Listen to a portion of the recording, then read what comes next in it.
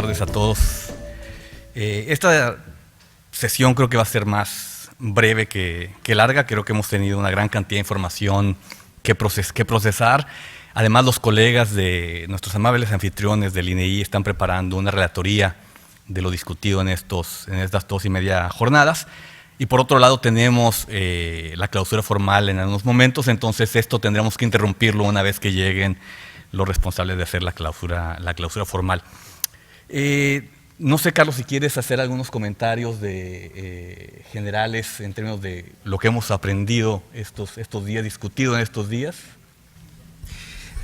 Buenas tardes, sí, muchas gracias. Yo creo que la primera enseñanza es que los países no están solos. Creo que hay una serie de experiencias comunes, pero también hay una serie de necesidades comunes.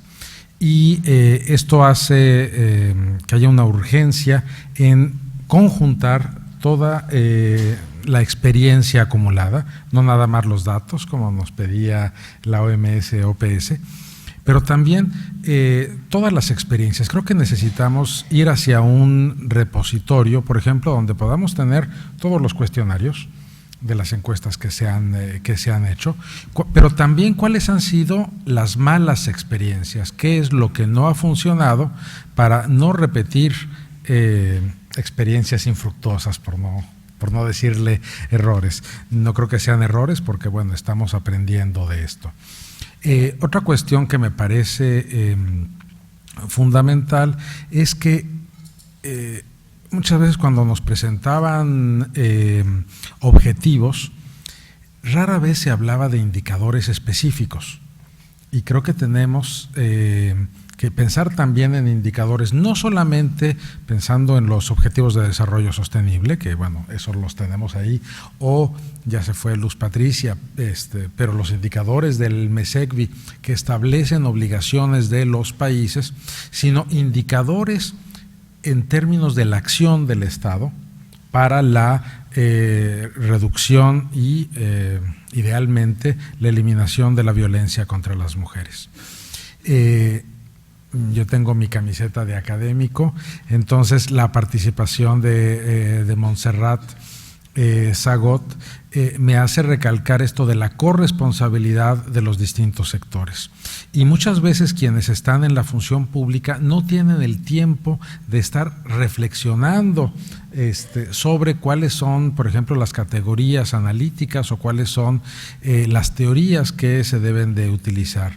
Y para eso, pues también la academia tiene mucho que decir y tiene una responsabilidad en participar de manera conjunta.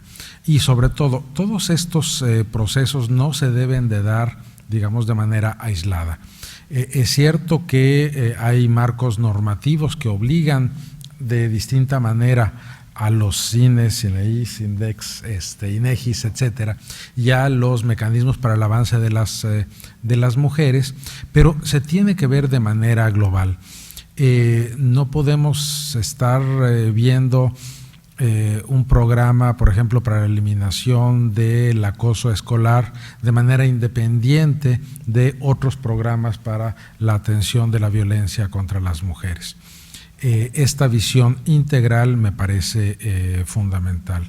Y en un plano más amplio, desde ONU Mujeres, una cuestión que hemos visto que es necesario todavía desarrollar más, es asegurarnos que todos los institutos de estadística haya unidades de género y que en todos los mecanismos para el avance de las mujeres haya unidades de estadística o de evaluación.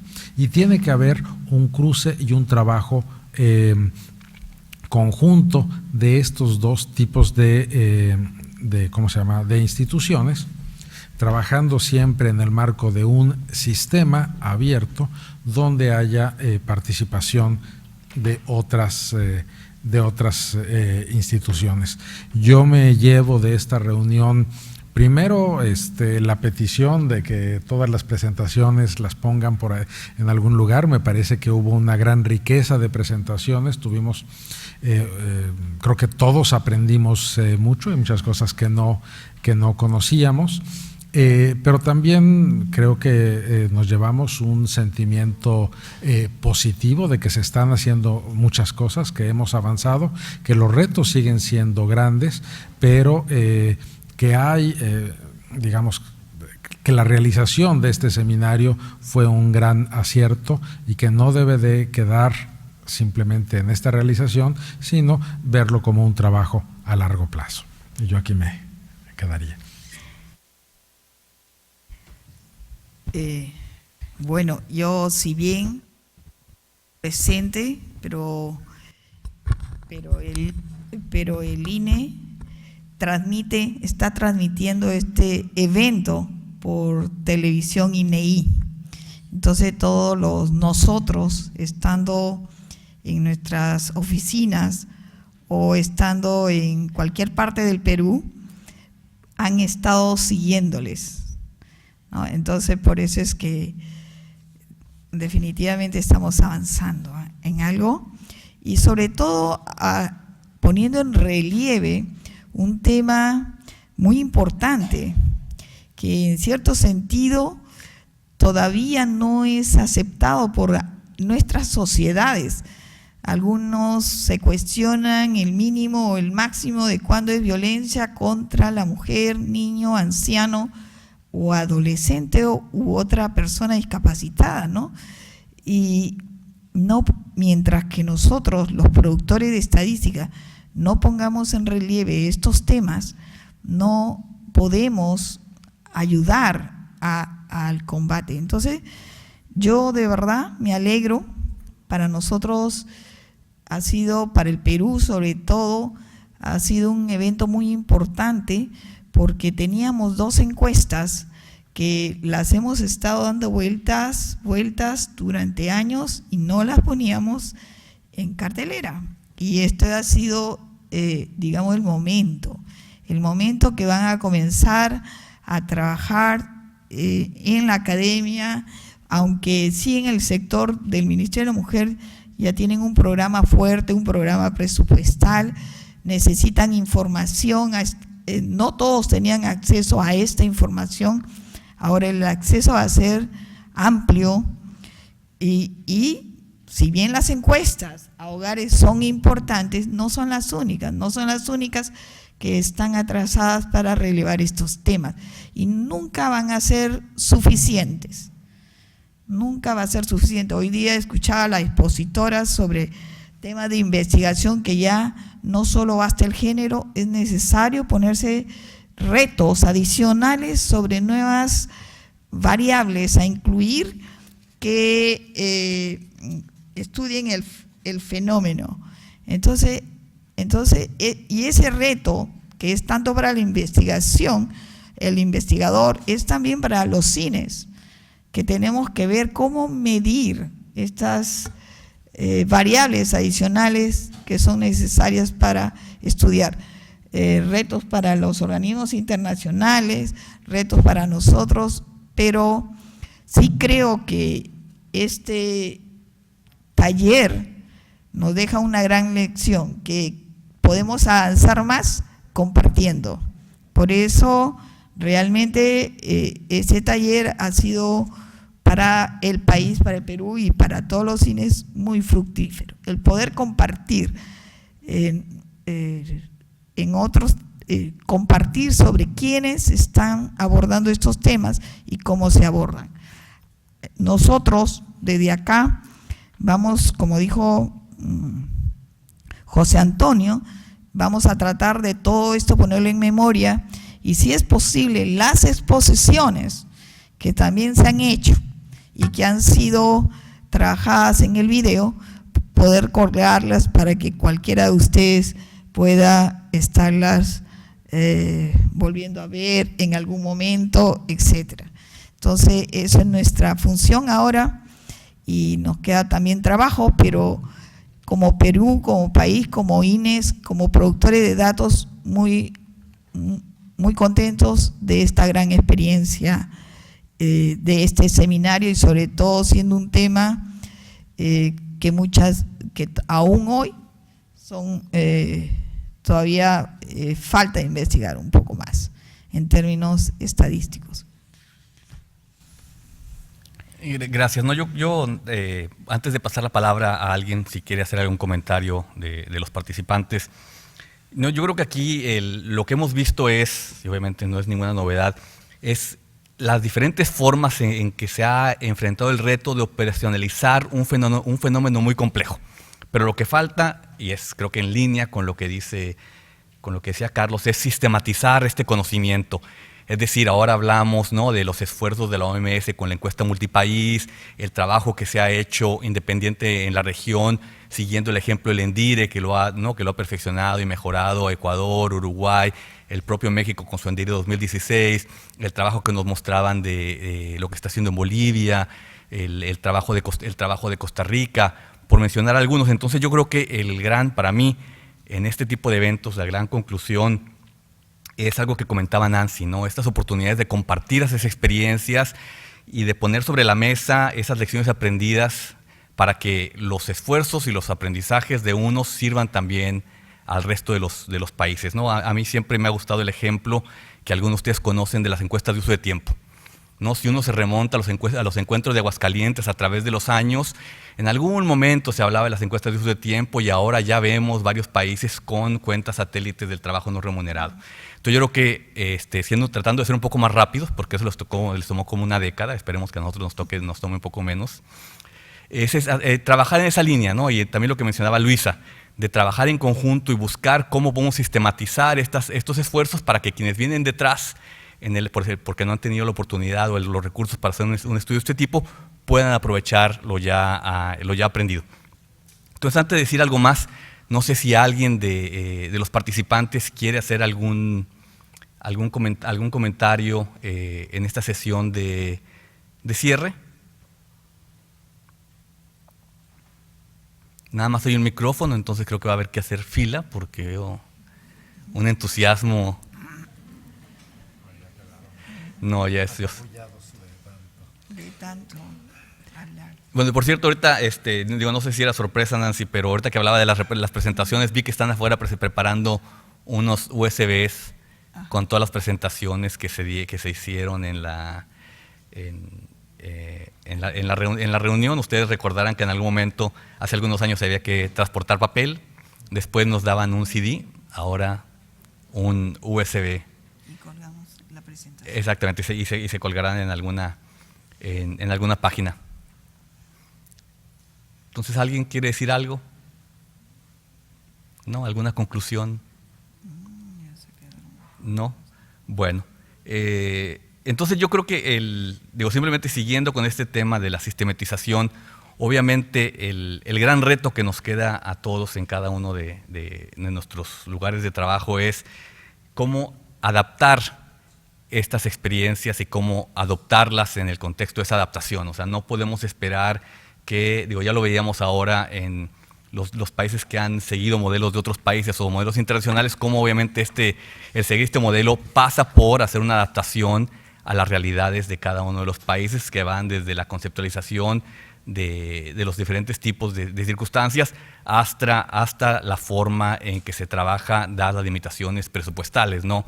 Aquí es obviamente el escuchar de muestras de 130,000 y luego hablar de muestras de 5,000 y muestras de 1,200 o 1,500 encuestas. Obviamente todo esto corresponde a las necesidades y particularidades de cada uno de los países. Nancy.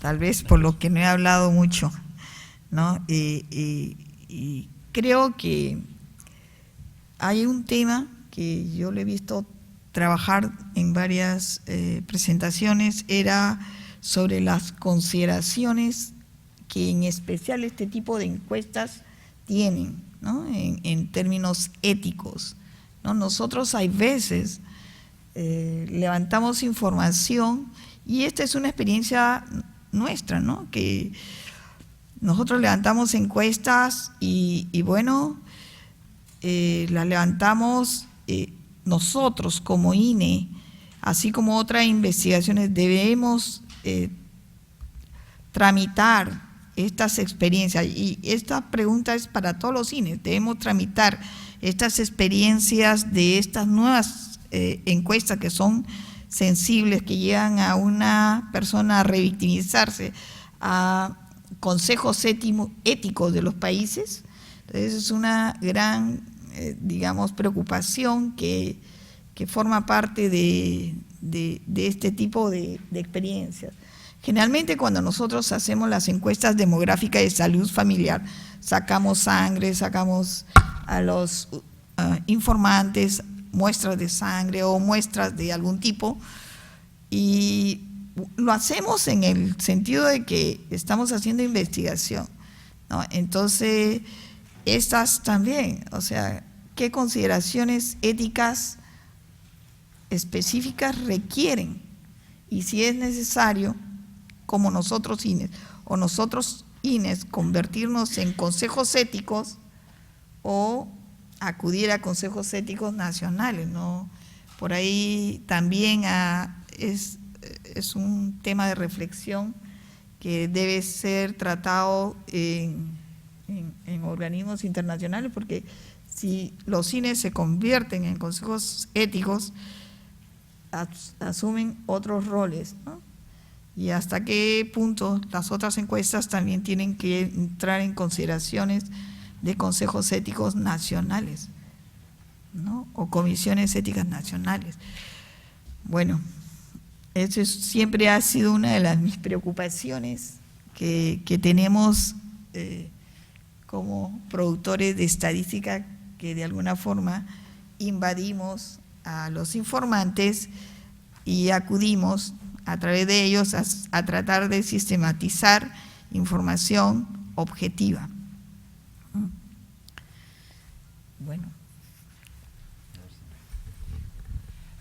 Creo que esto es muy importante, porque efectivamente cuando uno hace una encuesta normal, entre comillas, de salud reproductiva, si uno, por ejemplo, le hace revivir a una mujer que tuvo la desgracia de tener un hijo fallecido, ahí también hay una revictimización.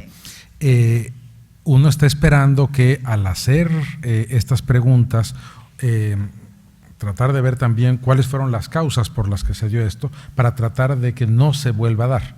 Ese sería el objetivo.